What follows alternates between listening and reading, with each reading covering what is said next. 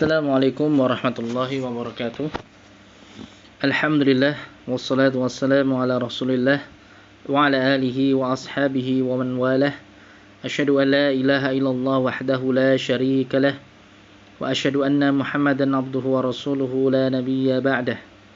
Amma ba'd, anak-anak sekalian yang Ustaz sayangi dan Ustaz banggakan, rahimani wa rahimakumullah.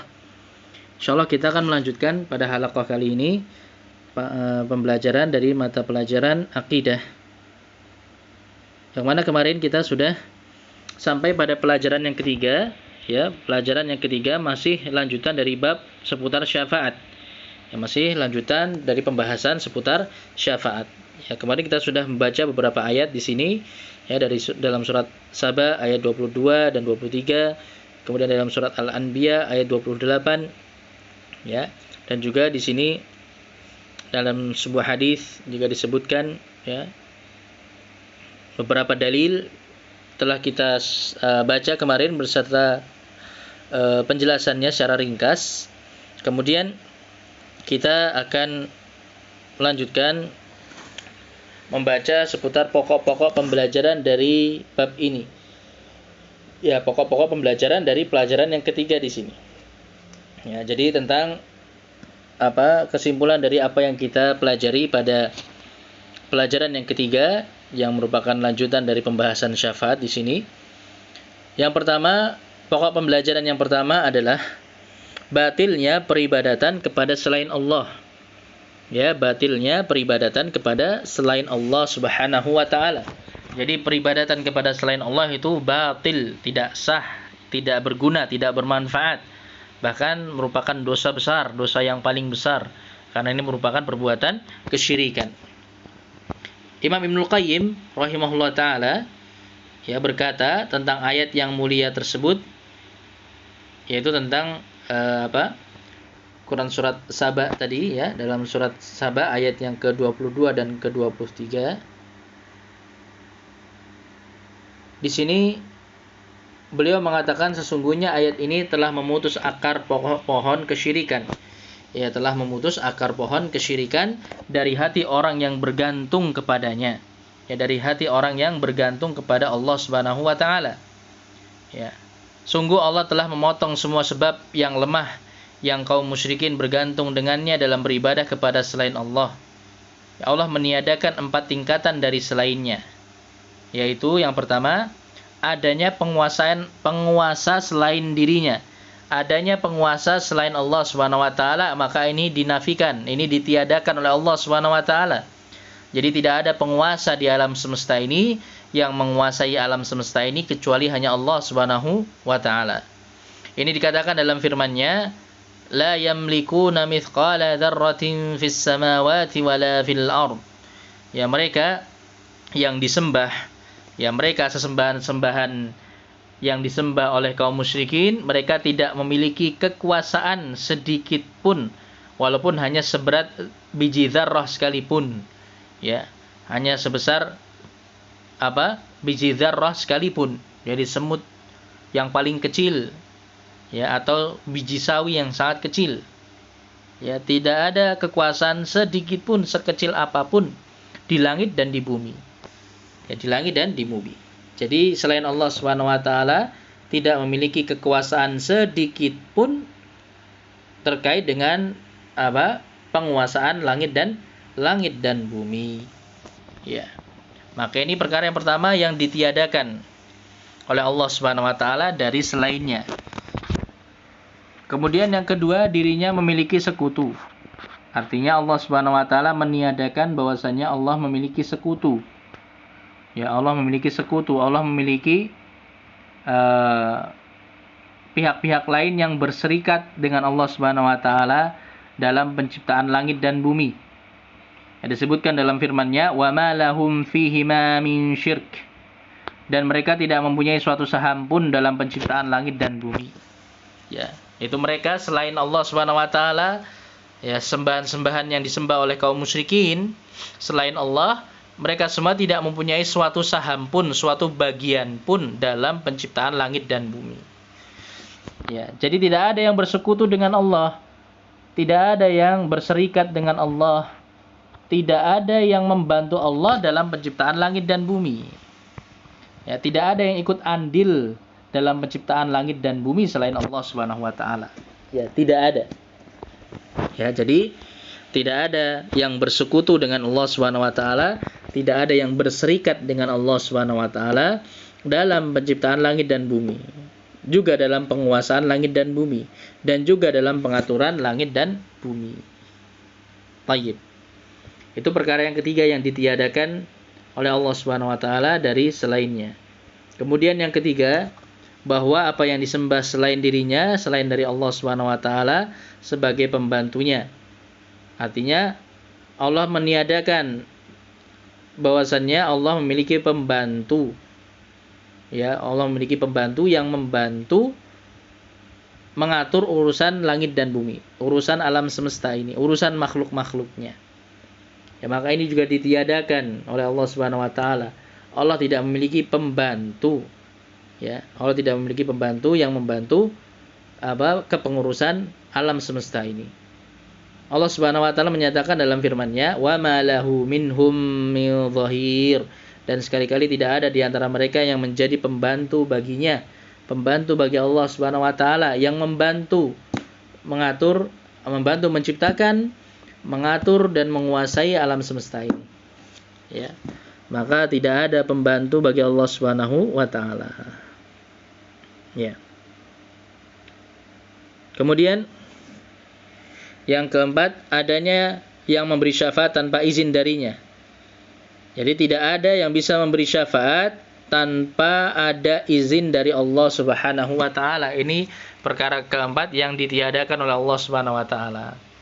Ya, bahwasannya tidak ada yang bisa memberi syafaat tanpa izin dari Allah Subhanahu wa taala. Ya, tanpa izin dari Allah Subhanahu wa taala. Dikatakan dalam firman-Nya, "Wala tanfa'u syafa'atu 'indahu illa liman adzina lah." Dan tiadalah berguna syafaat di sisi Allah melainkan bagi siapa yang telah diizinkan olehnya untuk memperoleh syafaat tersebut. Ya. Jadi harus dengan izin dari Allah Subhanahu wa taala. Ya, ini terkait dengan pembahasan kita seputar syafaat, ya. Maka sebagaimana yang kita telah sampaikan atau kita bahas pada halaqah-halaqah sebelumnya, bahwasannya tidak ada satupun makhluk yang bisa memberikan syafaat kecuali setelah ada izin dari Allah Subhanahu wa taala. Tayyib, maka Allah meniadakan adanya kekuasaan, adanya persekutuan, adanya bantuan dan juga syafaat bagi selain Allah Subhanahu wa taala seperti yang disangka oleh kaum musyrikin. Dan Allah menetapkan adanya syafaat yang tidak akan didapatkan oleh kaum musyrikin, yaitu syafaat dengan izin Allah Subhanahu wa taala. Ya, menetapkan adanya syafaat yang tidak akan didapatkan oleh kaum musyrikin. Karena kaum musyrikin mereka menyekutukan Allah Subhanahu wa taala. Akhirnya mereka sudah tidak memenuhi syarat untuk bisa mendapatkan syafaat dari Allah Subhanahu wa taala. Karena syaratnya apabila kita ingin mendapatkan syafaat, maka kita harus memiliki tauhid. Ya, kita harus mewujudkan tauhid dalam diri kita. Kita harus menjauhi segala macam bentuk kesyirikan. Ya, karena kesyirikan itu yang akan menjadi penghalang kita untuk mendapatkan syafaat. Ya, jadi kaum musyrikin mereka tidak akan mendapatkan syafaat.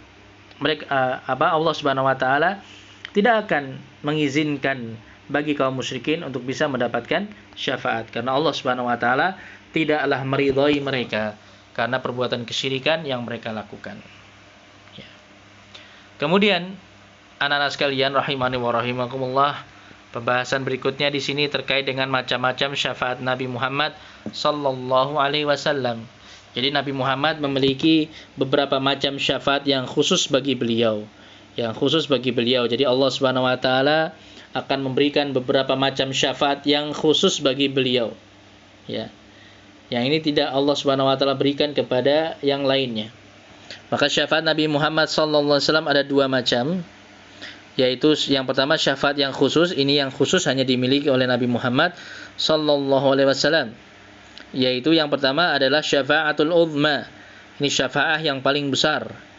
Ya, syafaatul uzma, syafaat yang paling besar, yang mana para rasul dari kalangan ulul azmi tidak dapat melakukannya. Ya, bahkan para rasul yang lainnya, bahkan dari kalangan para rasul ulul azmi pun, yaitu Nabi Nuh, Nabi Ibrahim, Nabi Musa, dan Nabi Isa sekalipun, itu tidak mendapatkan syafaat ini. Ya, tidak mendapatkan keutamaan berupa syafaatul uzma ini. Hanya diberikan kepada Rasulullah sallallahu alaihi wasallam. Hal itu sampai kepada Rasulullah sallallahu alaihi wasallam sehingga beliau mengatakan, sayalah yang bisa, yaitu sayalah yang bisa memberikan syafaat. Ya, syafaat uzma merupakan kedudukan yang terpuji yang dimaksud dengan maqaman mahmudan yang kita bahas kemarin. Yaitu syafaat di mana Rasulullah SAW hanya beliau nanti yang bisa meminta syafaat kepada Allah Subhanahu wa taala, ya, untuk segera ditegakkan hari hisab, yaumul hisab, hari perhitungan amalan nanti di padang mahsyar. Ya, hanya beliau yang bisa bersujud di hadapan Allah kemudian diberikan hak untuk memberikan syafaat kepada manusia sehingga ditegakkanlah yaumul hisab, hari perhitungan amalan. Kemudian yang kedua, syafaat yang khusus bagi beliau adalah syafaat terhadap penghuni surga untuk masuk ke surga. Ya, syafaat terhadap penghuni surga untuk masuk ke dalam surga. Karena beliaulah yang pertama kali membuka pintu surga. Ya, pintu surga itu pertama kali dibukakan untuk beliau. Jadi beliaulah yang memberikan syafaat, ya, kepada para penghuni surga agar bisa masuk ke dalam surga.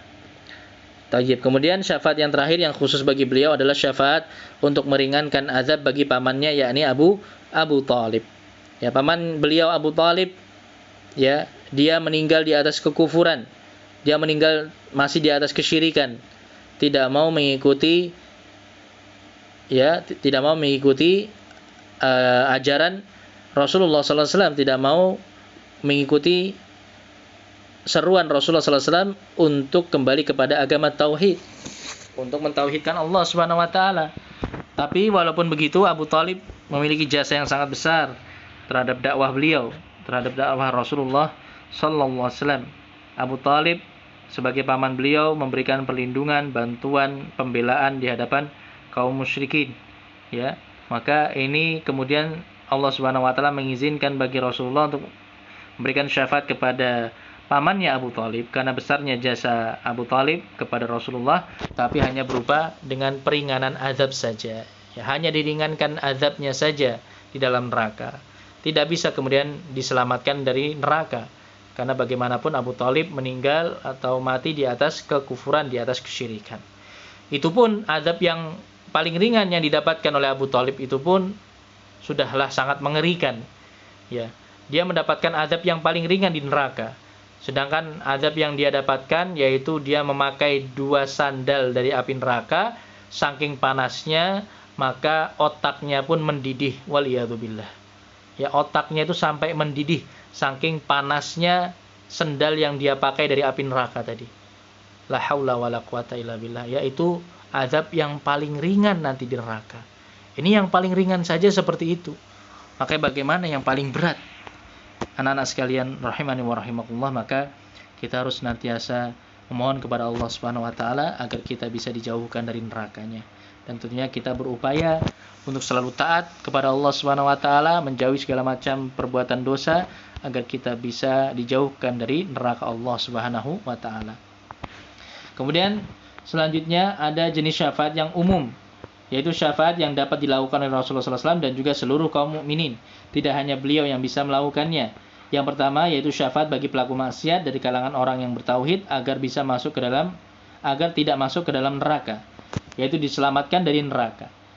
Jadi nanti dari kalangan kaum muslimin, kaum mukminin yang memiliki dosa-dosa besar, yang memiliki dosa-dosa maksiat, nanti mereka masih bisa mendapatkan syafaat apabila mereka tetap memegang tauhid, ya, mereka tidak terjatuh ke dalam kesyirikan.